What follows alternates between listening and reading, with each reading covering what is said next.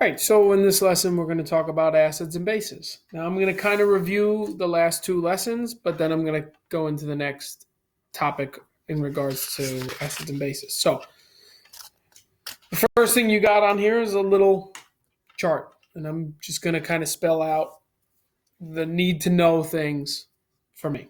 So, a couple things for acids is they are electrolytes. And to review what that really means for things to be electrolytes is, put it simply, they conduct electricity in H2O. Okay? So when I put an acid into a water, whether it would be vinegar, battery acid, hydrochloric acid, that solution is going to conduct electricity. A characteristic of acids is that if you were to taste them, they would be sour. So some acids are safe to eat, obviously, lemons, tomatoes. Milk is even acidic slightly. Um, all of those things have a sour taste to them, and that's a characteristic of acidity. They are corrosive to metals, meaning when an acid comes into contact with a metal, it's going to break it down. It's going to decompose it. Um, that's kind of seen from these big mega movies where they drop something into an acid and it bubbles and it gets crazy, or just something as simple as if you left lemon juice on a non-stainless steel utensil, it's going to break it down. Uh, they neutralize bases. So if you wanted to take something that was really acidic and knock down its acidity level, you could add a base. That would do that. Um, their pH, which we're going to learn about later on, is less than 7. Now, you might know that from middle school, but it's just a nice little reminder. pH is 7 and below. So 6.9999999 and below are all acids. What else do I got on here? And they're found on table K. And that's in your reference table. So all the common ones, not all of them obviously, but the common acids are found there. Examples, lemon juice, battery acid, tomatoes. All right. Bases are pretty much the exact opposite of acids, except they're also electrolytes. So that's similar. Bases will also conduct electricity.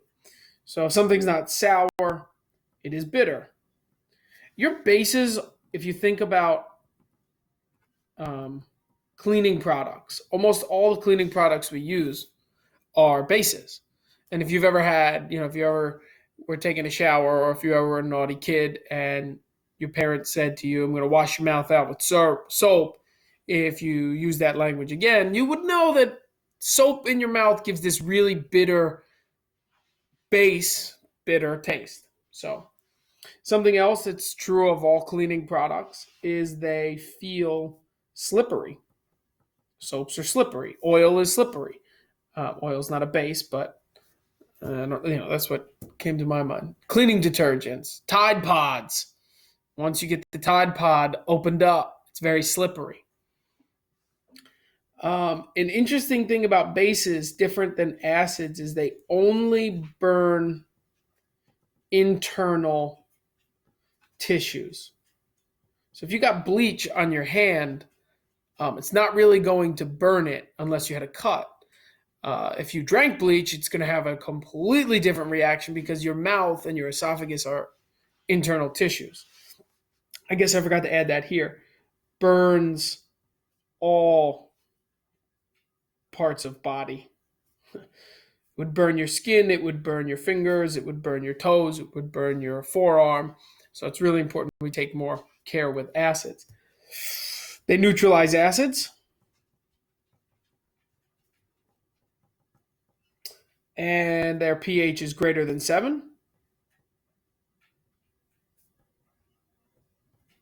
And different from acids, they don't react with metals. So they're safe to use on metals, cleaning products, right? Examples: bleach, ammonia. It's two M's. Ammonia. What else do we got down here? Soap. All right. So this is basically a nice overview of what you hopefully read through on the last two assignments. But the more important thing today is to talk about indicators. So it's important that you get your reference table out for this.